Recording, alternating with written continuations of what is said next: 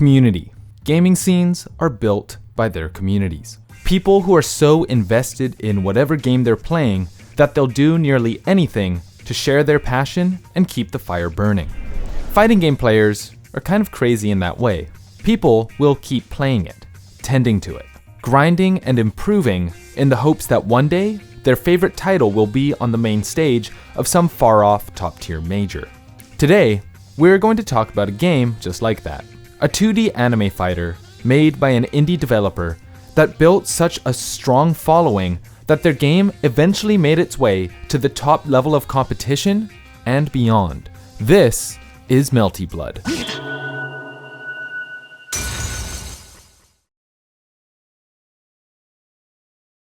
So, back in 2001, there was this indie game called Tsukihime, and that was basically a visual novel, and it was only sold in Comiket. So you have to actually go to Comiket, which is like a convention where a lot of fans and people make their own games or make their own books and they sell it there. Basically, that's my first introduction to Tsukihime. And Melty Blood is actually a spin-off of that, made by a separate company. So it's basically a fan-made game based on a fan project.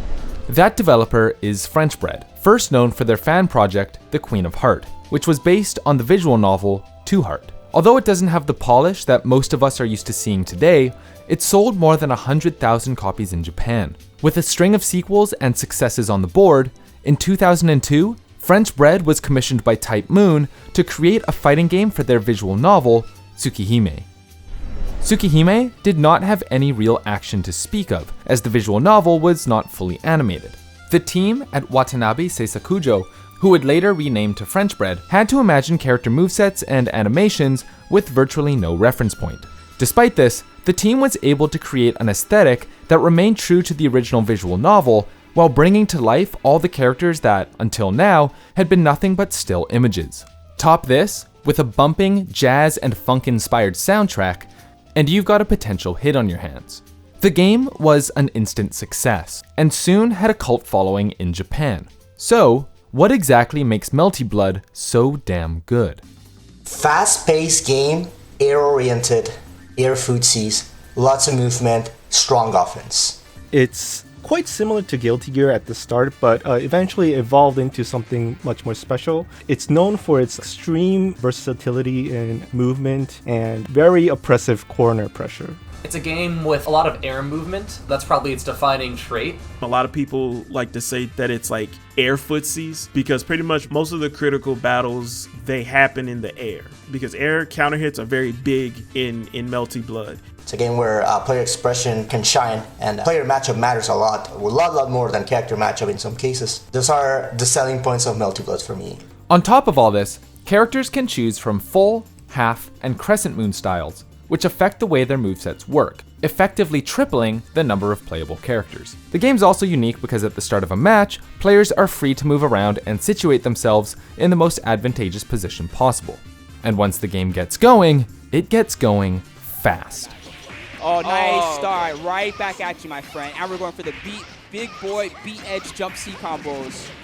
Back in 2002, Melty Blood's community was in an awkward place. The game's aesthetic, coupled with the initial popularity of the visual novel, made it popular among fighting game enthusiasts, but as a competitive title, it was very unbalanced, with infinites and broken characters. However, the first iteration of Melty Blood laid solid groundwork for success down the road. In 2004, an expansion was released, Melty Blood React.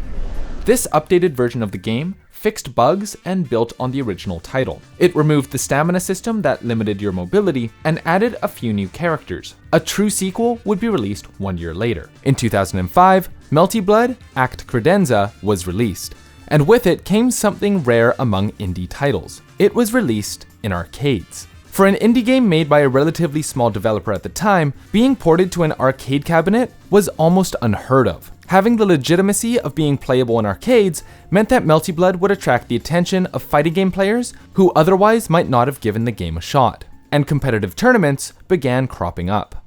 So yeah, the tournaments basically all happen on the arcade version. A lot of players from other different games, like mainly Guilty Gear players, flock to the tournament.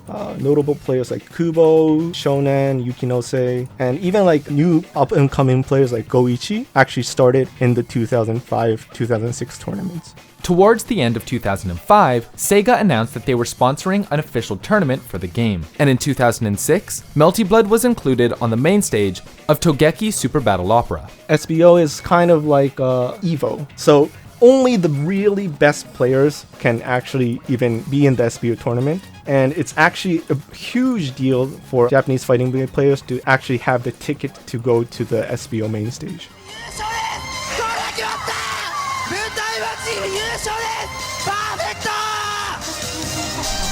In 2006, Melty Blood was released on the PS2, which made it easily playable in North America, but where things really started to kick off was in 2007, when Melty Blood Act Credenza B2 was released.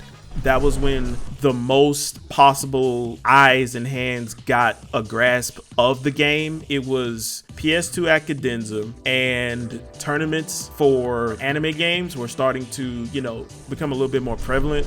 Along with the console version of the game, also came out with a PC port. Later that same year, MBcaster, an emulator and unofficial netplay tool, was released, making it possible for players to grind online against other people. That was when things started getting national-wide. Those two combined pretty much was just the start of the evolution of the scene. With so much speed, depth, and freedom of expression, the game was popular enough in North America that it was included at EVO 2007 as a side event. Other than major events like EVO, Melty Blood existed in smaller regional tournaments, like West Coast in California and Battle by the Gazebo in New York. It was in 2010 that Melty Blood really made a splash in North America, when it was featured at the Evolution Fighting Series that year. EVO put out a poll to see which games fans wanted to see present on Championship Sunday. With games like MVC2, CVS, and Third Strike on the list, no one really expected a comparatively unknown anime title to make it to the main stage. After everyone went into 2008 to play Melty Blood, that was like the final hurrah, like yay, that was the last thing, and we kind of just was whatever. And this is what American Melty is reduced to, battle by the hallway. And then they announced Melty Blood Actress again, and that kind of set a fire to the interest of that game. Through community efforts and votes being split between 3 other Capcom games, Melty Blood Actress Again managed to beat out the competition and land a spot at the most prestigious tournament of the year. So, secret Melty room, all the way in the Augustus Tower, what's good? Melty at EVO in 2010 was definitely one of those milestone moments, I would say. I was really trying to win, and I think it shows. There's this one video of me versus a NAS who used Ryogi, and I never fought this character before. And this was the match to get to the top 8, and I won. I stood up there with all the top 8 players. They handed me the medals. I would literally say that was one of the more life-defining moments in my life, and I still hold the medal to this day. We're really glad you guys put on such a great show for us. All right, one more hand for the Melty Blood finalists. For years, Melty Blood had existed as a small scene, but with so many eyes on Melty Blood after EVO, the scene began flourishing. Soon after EVO, a new version of Melty Blood was released, Actress Again Current Code. The game brought in new characters and balance updates, and version 1.07, the version most commonly played on today, was not easily available in North America. In fact, it wasn't really available at all. In order to get your hands on a copy, you had to spend around $500 importing a DVD of an anime called Carnival Phantasm, a spin-off of Type Moon's various IPs. The physical copy of Carnival Phantasm came with a bonus disc, which had the updated 1.07 version of Current Code on it.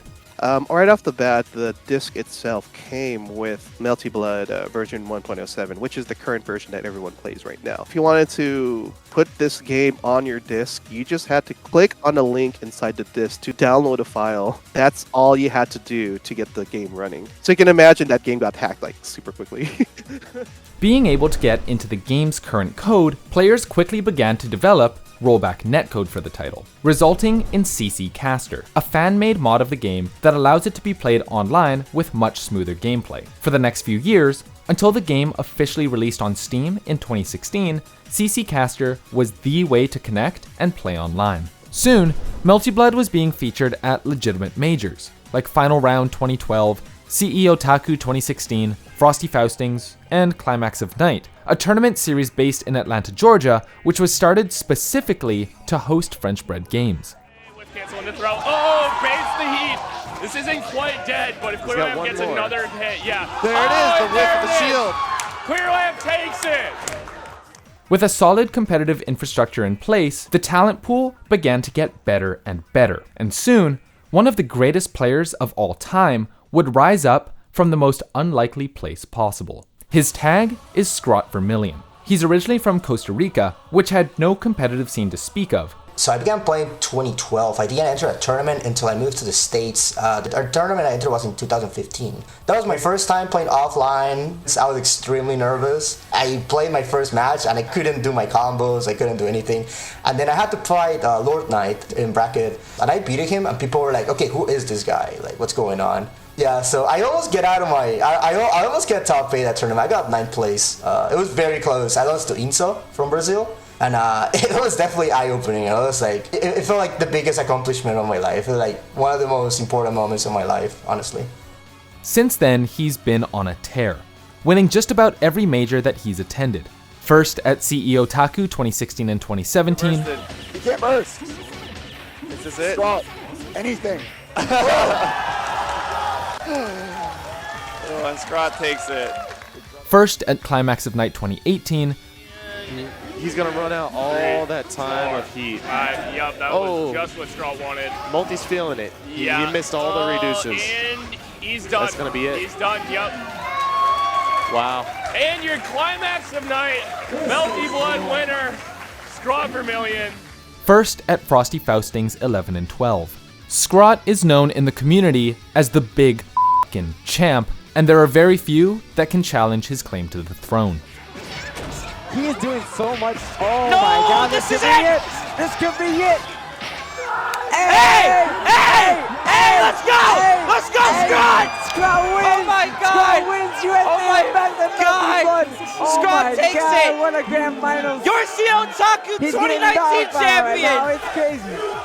But here's where we have to ask a question. How long can a game meaningfully survive with little developer support and no updates to speak of? Sure, there are some games that are able to do it, but the FGC is a fast-paced world, with new releases every couple months and players juggling multiple games at a single time. For most of the community, they could continue playing current code with very little complaint. While the game was updated sporadically in the early 2010s, it settled into a nice, balanced state that could foster years and years of more competition if it needs to. And for a long time, people thought it would need to, since for nearly a decade, French Bread has been radio silent about updates to the Melty Blood series. But we can't blame French Bread for being so secretive. Since Melty Blood is based on Tsukihime, with characters and stories tied to the visual novel, the creation of a new Melty Blood game is reliant on new volumes of Tsukihime being produced. With a decade come and gone, and no new chapters coming out, most assumed that current code would be the last installation in the Melty Blood franchise. The visual novel was always being planned to be updated and renewed with more stories and things, but it was kind of in a development hell for the longest time, so almost 20 years. So the visual novels fan didn't have any updates on when the actual game was coming out, and the Melty Blood fans had absolutely no info if they were even gonna make a new game, right? So it was actually radio silence for close to 10 years. However, on January 31st, 2020, there was a glimmer of hope for the community. Right before New Year's, there was an announcement of the new visual novel coming out. And soon after, Melty Blood Type Lumina was set to be released. I was shocked. Definitely no one saw this coming. I just woke up one morning and then complete shock. I just get a whole bunch of mentions saying, oh my God, it's a new Melty and stuff. It's I've never seen this many people at me everywhere. Emails and Twitter and Discord. They're everybody is talking to me, calling me at the same time. It's finally happening. Like they're doing another Melty Blood. I think it really started to hit me when Hisui came out on the trailer, and when I saw the video of her popping the screen, I was like literally screaming in my car. I'm like, oh my god, let's fucking go! So the thing with me is I was ready to play Actress again for the rest of my days. Like I've had days when I was like, I'm gonna be 50 years old and still play this game. Like it doesn't matter to me. And then this trailer dropped, and I was crying, like legit tears, like unbelievable. I was awake the whole night trying to translate all the information that's in the magazine to English so that people can understand what's going on. It was, I mean, I still like kind of actually can't believe it's actually going to happen, but I'm so excited. As you just heard, the community saw the announcement as nothing short of a miracle. Set to release at the end of September 2021, Type Lumina has showcased smooth graphics that stay true to Melty Blood's time-tested aesthetic. Players are cautiously optimistic for what the new entry will bring to the table. New characters? New mechanics? One thing is for certain. A new game means a shot in the arm for the scene, for the community, and players, new and old, are invited to test their strength under the blue glass moon. Thank you so much to everyone who helped make this video possible. BD Tetra, a longtime veteran of the Japanese scene, Numaki, top 8 finalist at EVO 2010, and a streamer/historian for the scene, Shinobi, who runs the Climax of Night tournaments out of Atlanta, Georgia, ADCT, a community moderator, and the person who got me in touch with everyone, and of course, Scrot Vermillion, the big f***ing champ. Thank you so much for speaking with us and talking about your wonderful community. We're all looking forward to the new game and seeing what comes next. This video is made possible thanks to our wonderful patrons. Massive thank you to everyone on this list, and shout out to Jason B, Brendan QB, David Foxy Iron, Lyra Mauve, Sierra Shampoo, Weeaboo Spartacus, and Yashichi for being platinum supporters. And an extra special shout out to Steven, Noodles, Marco, Mookie, and Orioriol for being diamond supporters. We'd also like to extend an extra special shout out to Fool from the Art of Warfare for being our Grandmaster supporter. Your continued support is much appreciated. If you also want to support our channel and unlock perks, check out the Patreon link in the description below or join our Discord server. If you want to help us out in a different way, leaving a like, subscribing, and hitting the bell to stay up to date is also appreciated. My name is Jonah, thanks for watching.